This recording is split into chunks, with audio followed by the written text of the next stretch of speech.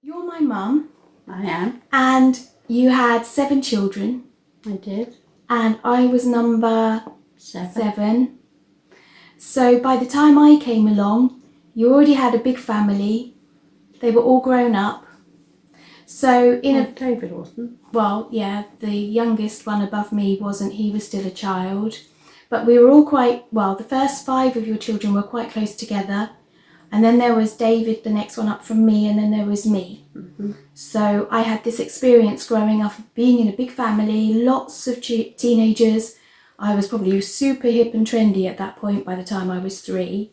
Then they all started getting married, moving away, and it was just me. So I had this experience of being an only child and an experience of being in a big family, so I can do both. So in a previous video that I haven't yet posted on YouTube, you talked about your childhood in Wales during the war, being evacuated, and then going back to London, and that's where we stopped. But instead of doing this as a timeline, let's whiz all the way forward to the most significant part of your life where you had these children, and you moved from where to where? So you ended up in Haverhill, Suffolk.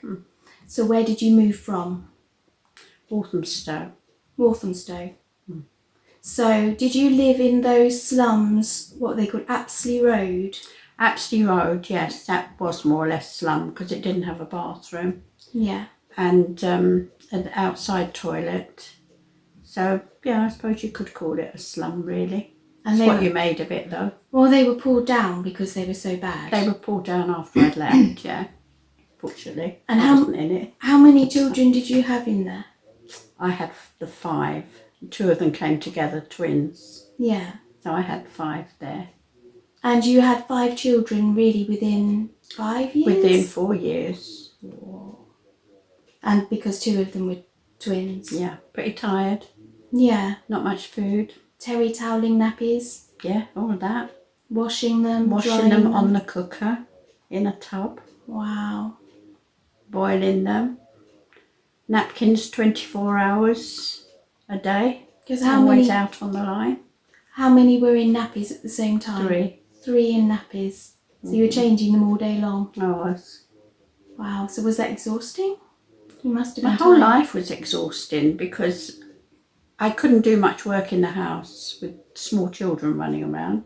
Yeah. So I didn't bother. Yeah. And I stayed up till 3 in the morning doing everything that I should have been doing in the day. Yeah. So yes, I was very exhausted, and that went on for quite a few years. Yeah.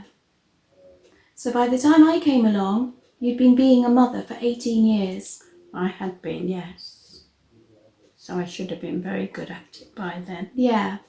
So by the time you were pregnant with me, was that really good news? Unfortunately not. It was a bit of a shock. Yeah. And it added pressure because my father wanted me to have the baby aborted. Yeah. When I went to the doctors, they said, have you considered having an abortion? So I had a fight on my hand because plus the fact I didn't really want to be pregnant. Yeah. And there was this option. Yeah. But no, I couldn't do it.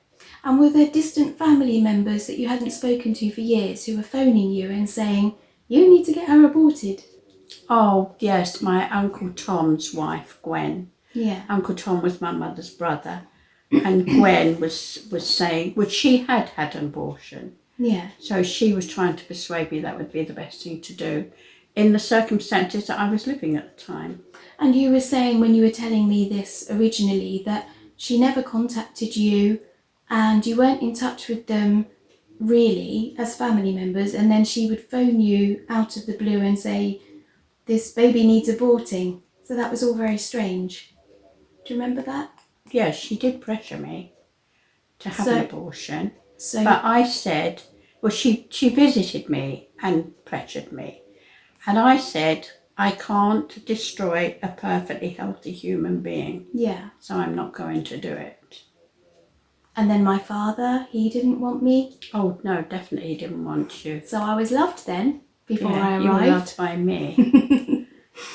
Okay, so that was going well. But look what you do with your life now. So you were definitely meant to come. Yeah, well then you even had that weird experience of in the hospital bed Why were you in hospital? You were pregnant with me. I was 7 months pregnant and I started to have a show. Yeah. I don't have to explain what that is, do I? No. And they decided that in case I was losing the baby, I should go into hospital. And then at night, somebody came along, woke me up, turned me over on my back, pulled the covers off me and squeezed the head of my baby. And I screamed. And then he pulled the covers up, said, "Be quiet." And he went away. And I was lying there with this ache in my stomach where he'd squeezed and was in there to stop the baby coming. Yeah. And I think he had an agenda where he decided he would make the baby come. That's very weird. So I don't know whether he wanted me to lose the baby. I imagine he did, actually. He had his own agenda, and he came in the very early hours of the morning and sneaked in and sneaked off. And I didn't tell anybody because I didn't think anybody would believe me. Well, that's very strange. So basically, nobody wanted you to have this baby, but you wanted the baby. I didn't want the pregnancy, but the baby was there. Oh, well. And I already had children. Yeah. And I knew that I would love this baby as much as I loved them because it would be my child. Yeah. So I had to have it. Yeah. It had started. Yeah. So I was going to have it. Yeah. And the father that wanted me aborted, he ended up dying, and then I had a dad bringing me up who loved me. So it's not like I had a father bringing me up who didn't want me. No, I you was didn't. I married John. My I think stepdad. your stepdad. When I think you were about a year old, maybe slightly more. But I married John, yeah, and he was a very good dad to you and David, and to the other children who weren't now at home. Yeah. But yeah, he was a good man. So I was very lucky to have him. Yeah. And he was gentle and he was kind. Very generous. He didn't have a lot to be generous with, but what he had, he gave me. I'd never had that experience before. Yeah. So, yes, I was very lucky to have him.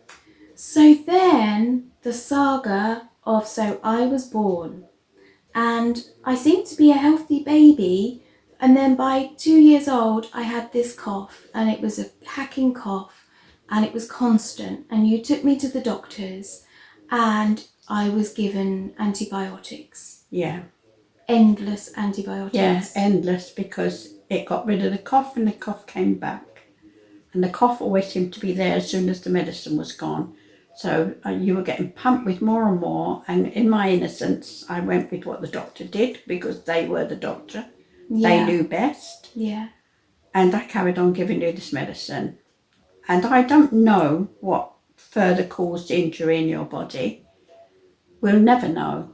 But I can only assume that it could have been that. Yeah, Caused trouble.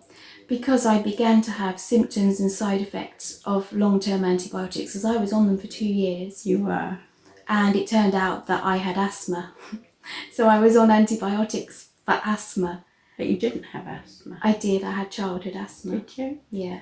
Is that what they call it? Yeah. Oh, okay. And so I always had these weak lungs, and do you remember I used to have chest infections? Oh, yeah. I used to always, everything went to my chest. And then I began to sing later, and singing really helped my lung condition. And so I've always had these weak lungs. But because of those antibiotics, by the time I was 8, I then began to have terrible bowel problems and diarrhea and constipation and really serious bleeding. And you took me to the doctors, and then you had to go through them thinking that I was being sexually abused, because children didn't get bowel problems back then. This was in the 80s. So they thought, well, children don't have bowel problems, or they haven't up to this point. So perhaps there's something going on in this house. Yeah. So I had a psychologist come and see me, and I knew what he was doing. I knew he was asking me to draw pictures, and if I'd drawn a dagger with blood, he would have then. So I knew the game. I was asked if we put stuff into you. And I said, what? Yeah. What are you talking about? Yeah. You know, it was horrendous. So then I ended up on yet more medical treatment, like as if I hadn't had enough. And the medical treatment made me worse and worse and worse. Valsalazide. Now, I've got a very bad memory, but I can remember that. That's because that medication was so awful. Yeah, that stuck in my head big time. So, But by then, we'd moved from Suffolk. yeah. We were in Yorkshire. Yeah. So I took you to the hospital in Yorkshire. Yeah. And do you remember all the time I spent in hospital? And I didn't go to school very much because I was too ill, but you were on the bathroom floor with me because I had to go to the loo all through the night. Yes. And I never left you. You would sit there on the floor while I was on the loo. I was sleeping beside your bed. Yeah. So we had this terrible ordeal. Basically from my birth, there was a lull where it was all okay, and then the illnesses, and that just went on and on. And then I was told that the illness affected your whole stomach and you weren't expected to live. Yeah. And I remember leaving the ward and standing outside the door, and I just thought that I was going to die. Yeah. The shock was so great, I couldn't even cry. I stood there and I couldn't speak. Yeah. It was something that I never ever thought I would hear. Yeah. And the funny thing is though, at that time, so this is what death is like really, I knew I was severely ill and I could hardly do anything, and I didn't want to play with other children. So even when I was at home, I was indoors a lot of the time, not having the energy to go anywhere or be with anyone. So I would read books and I would be creative. So that served a function actually. However, it meant that I didn't have a social life with children. And then in this hospital, I was at this point where they said it was the end. And I remember thinking, well, the end actually feels all right. I was oblivious to it really. I didn't think it was the end.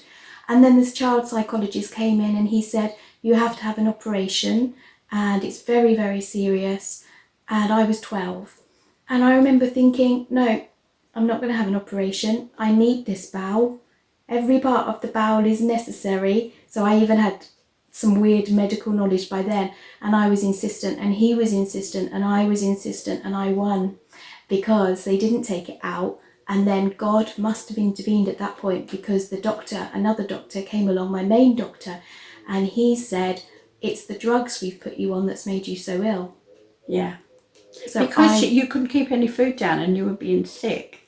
Yeah. And I said, there's something wrong. I said to the doctor, there's something wrong. And he'd gone away then. Yeah. And I had to wait for him to come back.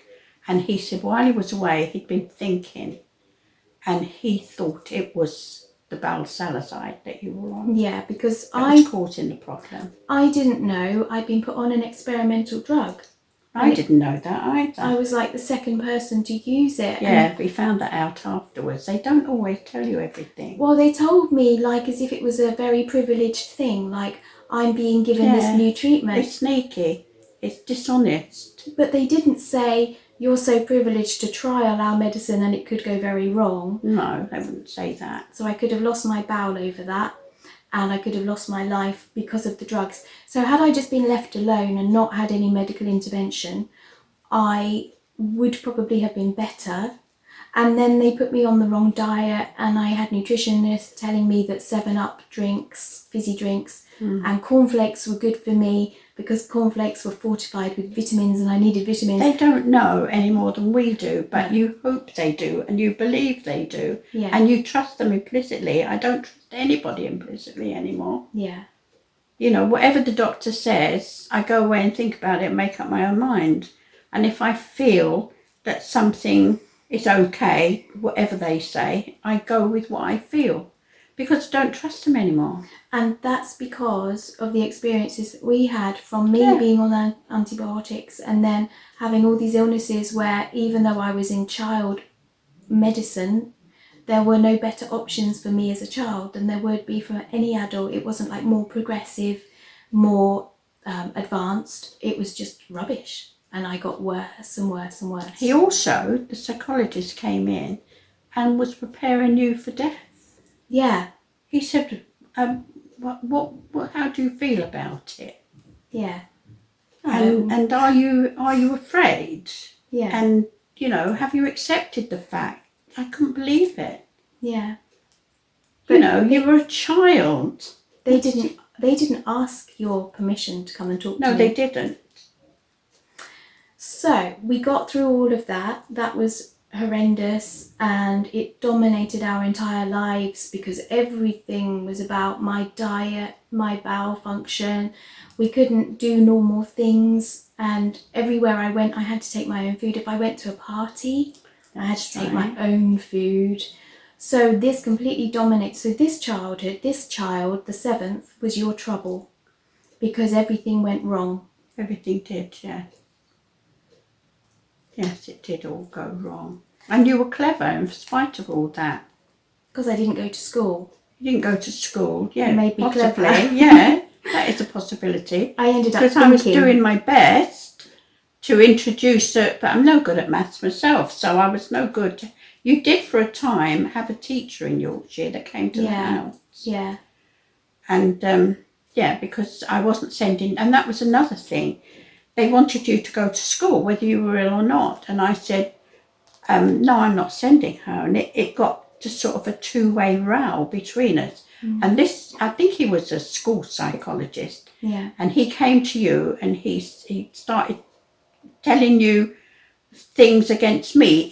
Are you ill because your mother said you're ill? That was traumatizing. And I was furious, Yeah. absolutely furious, because you told me that what he'd said when he'd gone. So after that, I was ready for him. Yeah. So he phoned me up and he said, right, this is what I want to happen.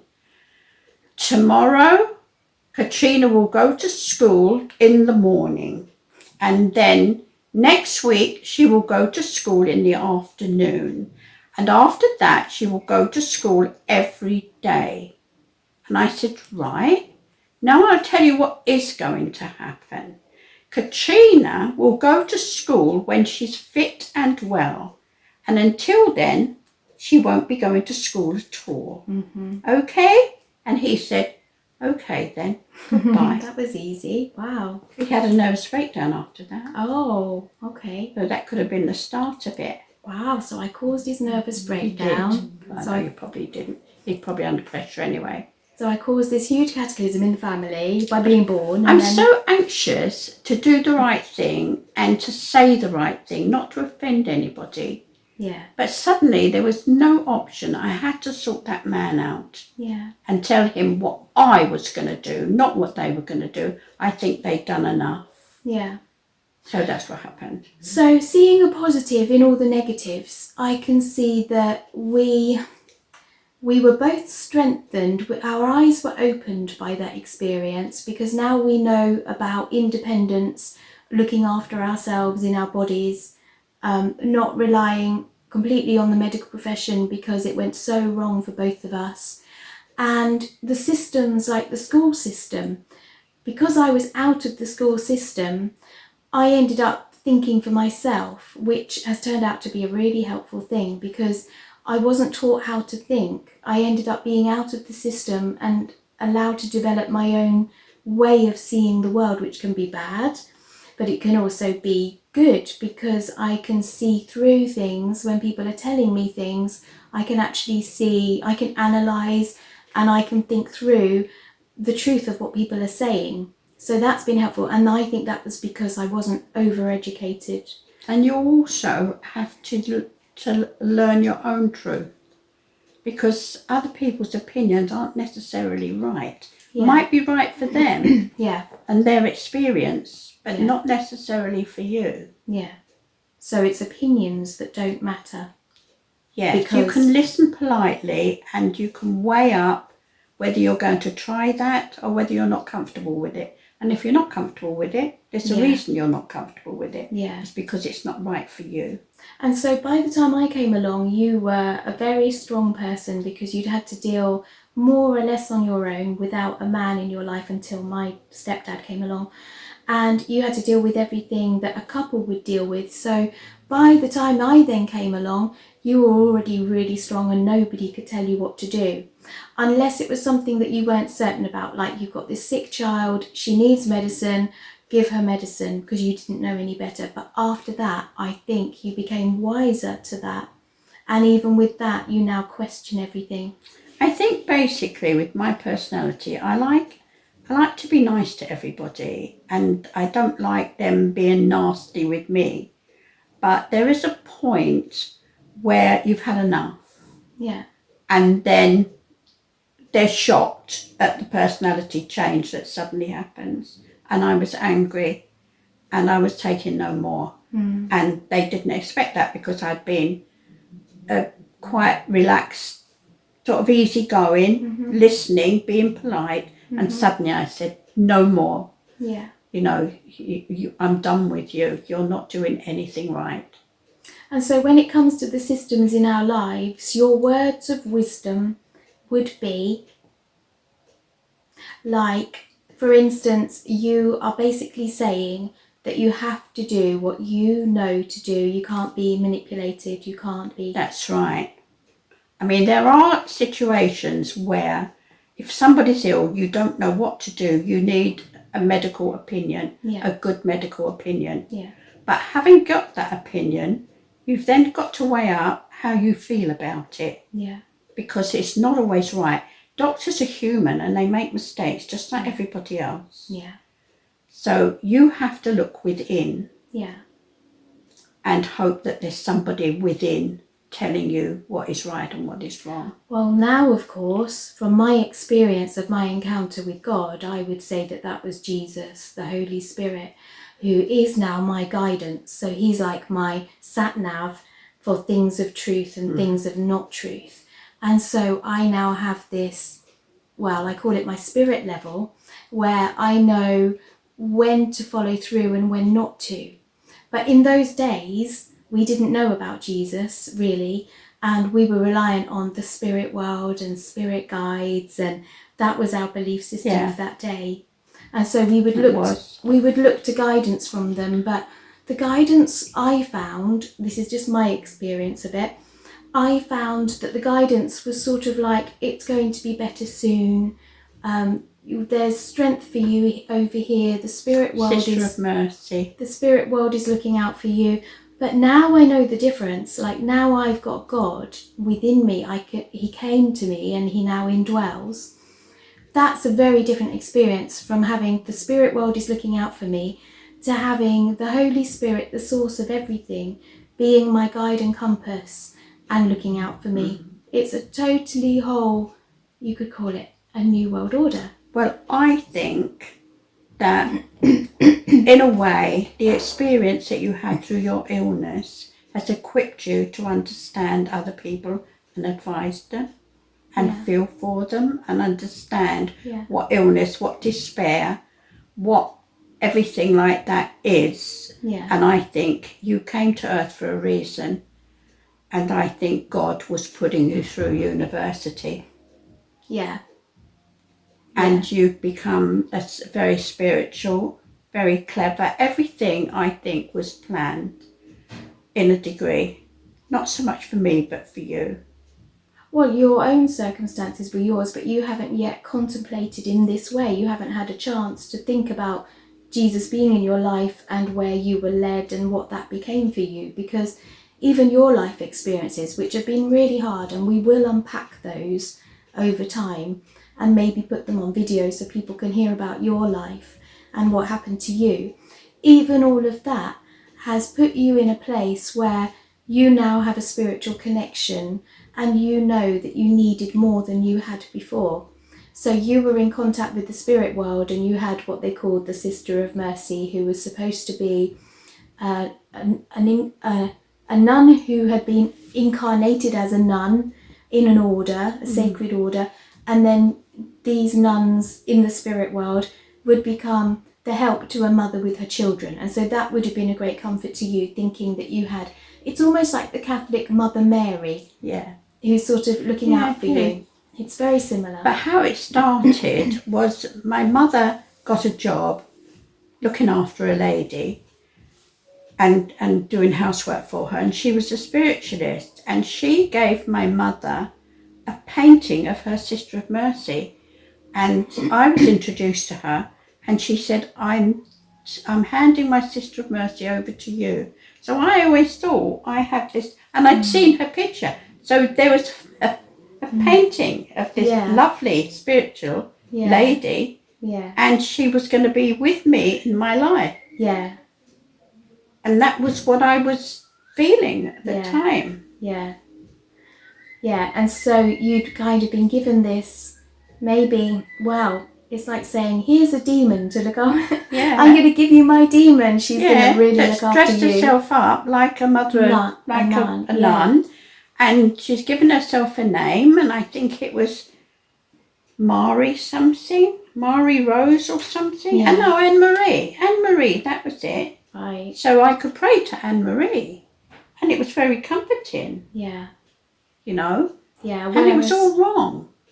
Yeah, and if you'd known, you see, that was a complete distraction, because if that hadn't happened and you hadn't been given this entity to adore and cling on to, you would have felt the emptiness that I ended up feeling when I had nothing, because I'd abandoned all of that. And when you feel empty, you don't know what you're reaching for, but you're reaching. And that's when Jesus comes.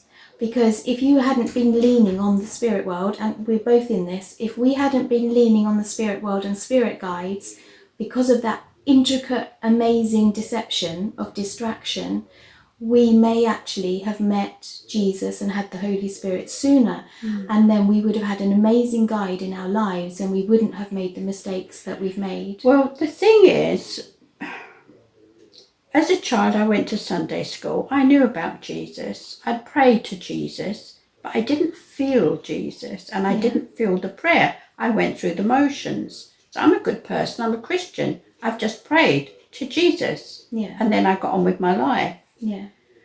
But you get to a point where you need a relationship with Jesus. Yeah. And you need to feel him with you. Yeah. Not just know of him and pass on. Yeah. Because then you can accept anything in his place. I mean, to me, to be praying to Anne-Marie, my spiritual guide, as I thought, I could think Jesus is probably listening too. So anything she can't do, he'll come in the side and he'll sort it out. Yeah. But it was playing with Jesus, not really taking him on board. Yeah.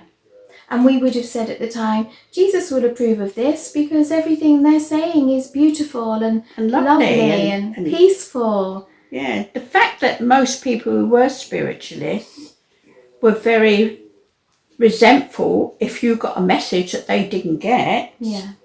And were quite nasty on certain occasions. You think, well, why are they like that if they're so holy and wonderful and connected to this wonderful privilege that they have? Yeah. But I didn't really meet anybody in spiritualism that became genuinely good friends. Yeah, because there was a level of emptiness to it, and I remember the emptiness, and you're reaching out and you're getting these messages, and because the messages are tempting and always positive, there's always hope, like I was saying in a previous video that I put on YouTube. It's filled with hope, so you're always going back for more hope, because you liked the last message, but there was a bit missing. They didn't quite give you the outcome, the new partner or the new something that you were looking for, so you would go and get more. Or you were missing a family member that had died, so you would go and get more. From the medium, you'd go and get another message, and you just keep going for these messages. But then they'd say, oh, I've got your grandmother here, and she's telling you this and she's telling you that, and you think, this is great because my family haven't gone. I've got them with me here. Yeah. They come home with me. They know what's going on in my life, and I can say, did you see that, Granny? That was horrible, wasn't it, what you said? And I felt that there was a connection there. Actually, I was alone. Yeah. Empty and but I didn't know it. I was alone. Yeah. I'm talking to a nothing. Yeah, and many of us... And taking comfort from it. Yeah, it's amazing. How pathetic is that? Yeah. Yeah. But this is what thousands of people are doing all over the world. And we're talking about a family that was so strongly in this and so believing in it. It wasn't like we were on the outside. we were holding circles like seances. I was giving messages myself from all these spirit people. I was getting messages, stuff coming into my head, and I was telling people what they did yesterday, and they were saying, I did do that, it's amazing. Yeah, so then you wonder who was giving you those messages. Well, of course it was from God, wasn't it? It was God giving me these messages, clearly. not. Yeah, because also the messages weren't actually particularly productive, because it would be, oh, you got a new sideboard, and That's right. Yeah. Did you put a picture up on your bedroom wall yesterday? Well, this is just proof that the spirit world are looking. They were there and they saw you do that. But somebody was there. Yeah. And it certainly wasn't God. Yeah. And it certainly wasn't Jesus. No.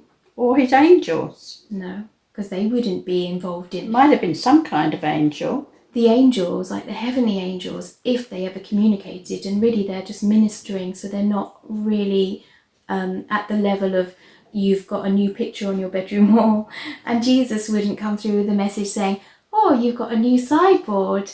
Like your curtains. Yeah, so there is a big difference. There is a big difference. And do you also think that having believed in spiritualism, or having believed in an afterlife where your family lived on, I can see a downside, because if you didn't like your family or there was something abusive about them, they lived on and they could continue to be abusive and give you messages that were unfriendly. Yeah, but then the spiritualism believes that they purify themselves. Wow, that's convenient. Very convenient, yeah. So really it's telling people on earth, do what you like, you get over into the spirit world and purify yourself. Yeah. So you can do the stealing and the robbing and the cheating. Yeah. But in spirit, when you're purified, yeah, you can enjoy the same thing as everybody else. Yeah. So why go through your life being good? Yeah. Because it doesn't matter. And they do believe in karma, though, that you accumulate karma and you work through karma. And the thing about that is that karma requires bad people to fulfill your karma, because for every bad that you've done, somebody else has to do bad to you. And then how many bad people does that require in the whole world for us all to have bad things done to us? Well, there's plenty of bad people in the world, so they can use that. Well, the thing is, karma isn't biblical. You can reap what you sow, so definitely consequences are biblical, and Jesus would have taught consequences, or at least in the Bible it would have talked about consequences. Reaping what you sow is, if you live in this way that's outside of God's will and his direction, there will be trouble. So that's reaping what you sow. For the karmic thing, because I studied this a lot, because I used to believe in it so heavily, I had to really go into depth with this. I discovered that there is no substance to it, because if you keep doing wrong to other people, and we all do, I mean, we all have, we've accumulated, you're making more, and you're making the world out of balance, because there has to be other situations enforced to repair your karma, and then they need their karma repaired by other bad people, and then an accumulation of bad people to correct everyone's karma. Mathematically, if we did a calculation, it would turn out every single person in the world would be required to correct and fulfill every other person's karma like 10 times over. But on the other hand, if you give to the poor, putting it simply, you get karmic gifts back. So you still believe in karma? Well, I believe in something like it, because somebody in church stood up the other day and said that he didn't have a lot of money, but they were collecting for a charity, and he felt so sorry for the charity, he decided to give money that he needed. And he believed that God would repay him in whatever way. He said, well, I didn't get money back, but I got suits.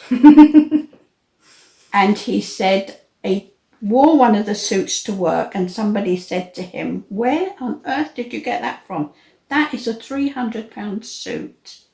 So he thinks that, and I think that he did good for God, and he was repaid. But do you think we're supposed to have that expectation? Like, are we supposed to do good and not expect anything in return. You're supposed to do good,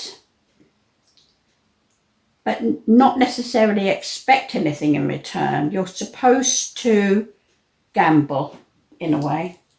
You give it and you hope that it's going to go to the place you want it to go to. Yeah. And that if you get good things come back to you, then it's because you're a good person and deserve it. So my way of seeing this now, so I don't believe in karma anymore, and I can see that it was actually a very wrong belief. It doesn't work. The justice system that God has is that he sent Jesus to die in the way that he did, which was like wiping the slate clean for anyone that accepted his sacrifice. So that means there is no karma. Once you accept Jesus, your sin anyway, even there was no karma, but your sin is wiped clean. You're a clean slate. You're a new person. And so, where am I going with that? Because the thing about, okay, reverse back a bit into the charity thing. So when we are recommended to help the poor and help the needy and help people in need, it's not supposed to be with the mindset that we get it back. We're not supposed to have that mindset. I know what you're going to say, and I know what you mean. So it does come back in other ways. So like if we give money, thinking, this is okay, I'm going to give my last penny because he's going to give me my last penny back. God is going to give me back in return, maybe even tenfold. Or even if you don't think that. If you just give it because you've got a good heart. That's the way it's supposed to be. So we're supposed to give with absolutely no expectation of being helped in any way, because we want to give, because we are living with his spirit in us and he guides us to give. But if ever in my mind I had the thought, I'm going to give because it's all right, God is going to repay me, I wouldn't give. It's not quite like that. It's you give and you know that you will not go without. God will make sure that you have all you need. But even so you don't have to give it thinking, no, I'm going to be hungry now. But even if he didn't, so imagine that he let us go into the fire. Imagine that he let us go into the poverty. So we would give, even accepting that he may not give us those returns. Exactly.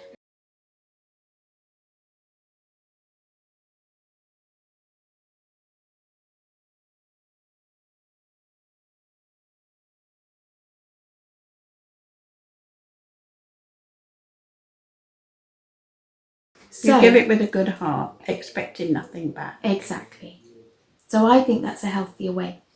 Rolling all the way back then, so we had these belief systems that completely didn't support us at all, although we would have said that we were comforted by the spirit world, but actually as a child I never saw that comfort. I never felt what I feel now. Like with having Jesus in my life now is completely different. I've got this surrounding cloak, this cushion of protection. Even if I go through hard things, the protection is there, which I never had with spirit guides or anything else. So we went through all this turmoil of my childhood, and I had all these illnesses, and we were struggling, and my illnesses didn't really resolve until I found the diet that would help me, and there was a diet that would help me, and that was the low carb diet and the carnivore diet. But by then we'd gone through this horrendous childhood of mine. Yeah. And we were scarred and we were traumatized. But we were made stronger. We were. And there was joy in it, because for everything that I had lost, I had found something deeper and more meaningful. And for all that trauma, where we were looking in the wrong direction, we found the right direction in a different way. Yeah. Because I don't think anybody should automatically rely on other people for medication.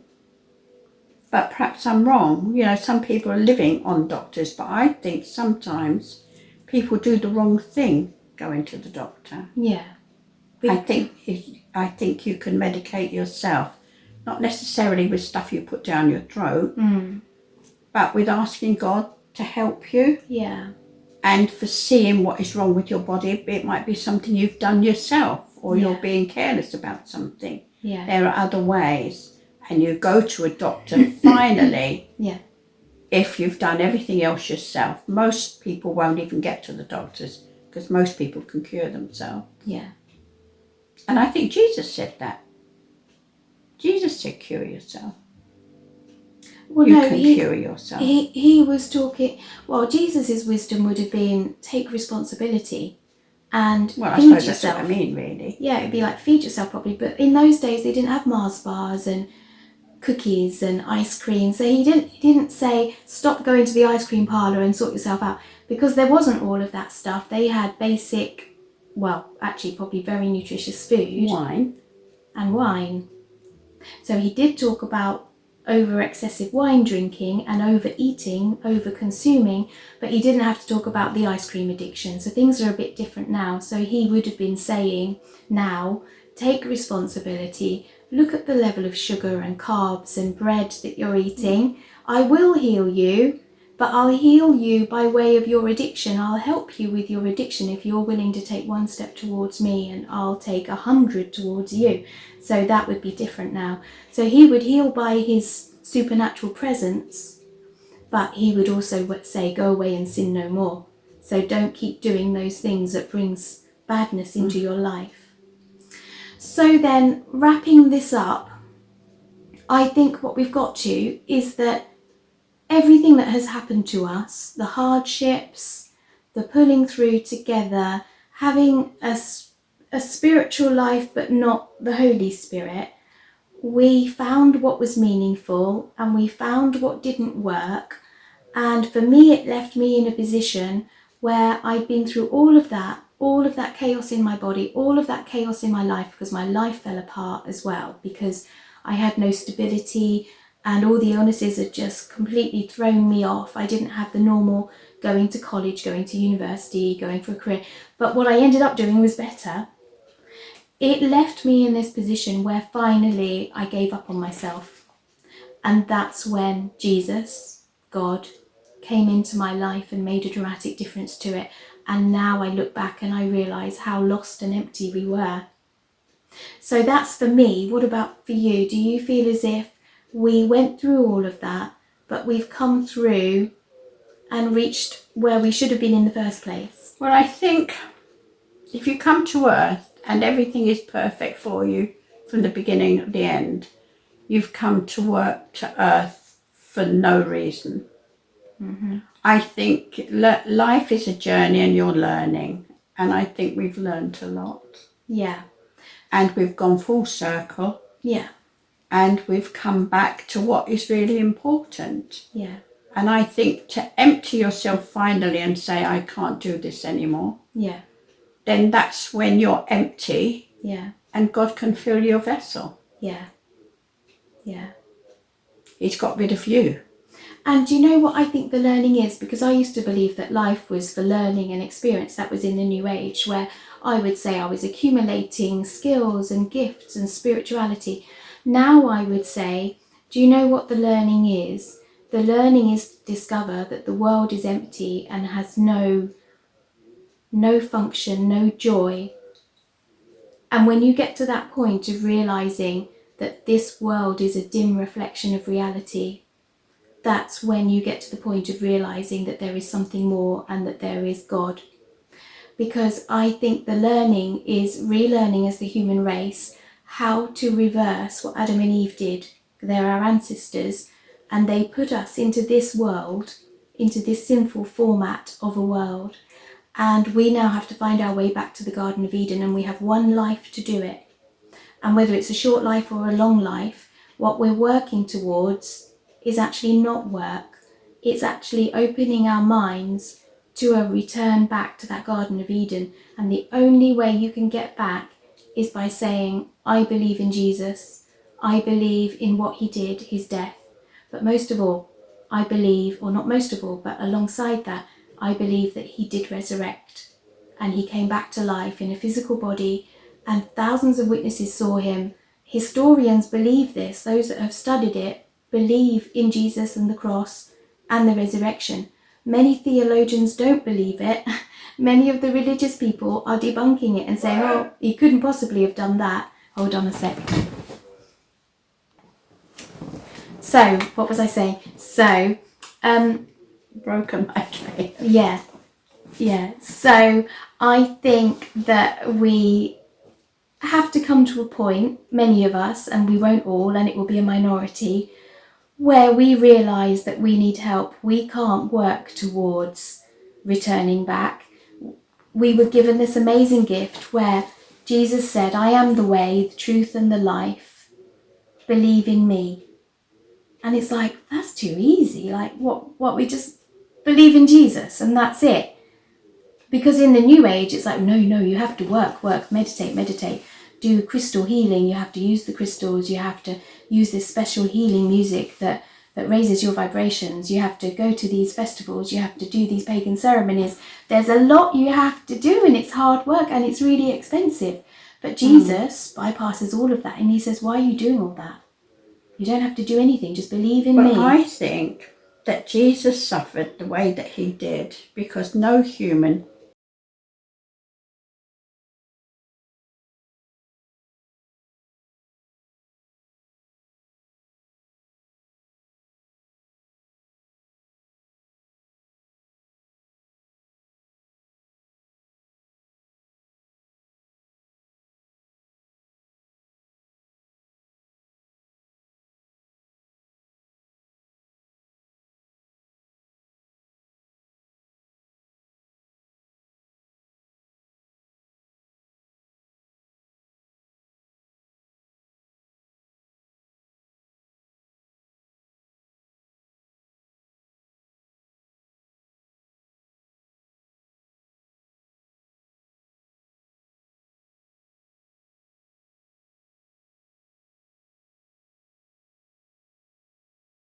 In the end of their life, in the last 5 seconds, we don't know whether Jesus appeared to them and said, right, here I am, make your choice right now because this is it.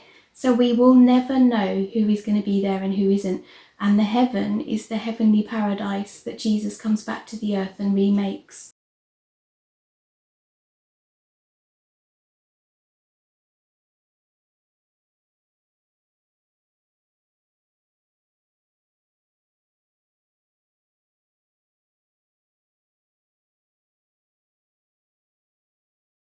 And the heaven is the heavenly paradise that Jesus comes back to the earth and remakes. So there isn't an away that we go to, it's a here that we come to.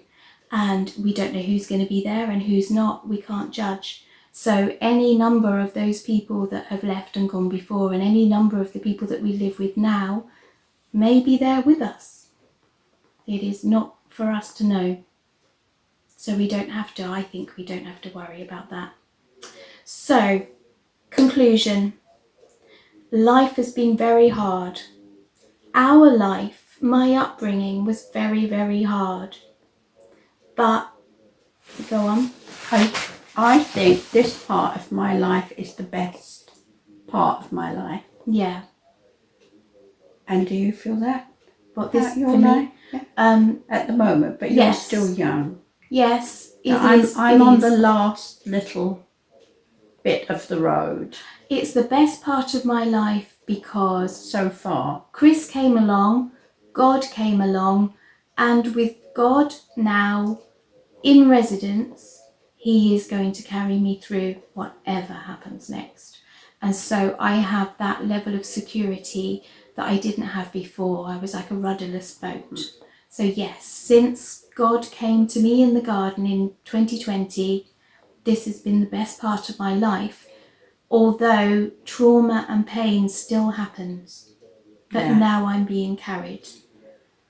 And for me as well. But I think, I've lost my train of thought. It's all right.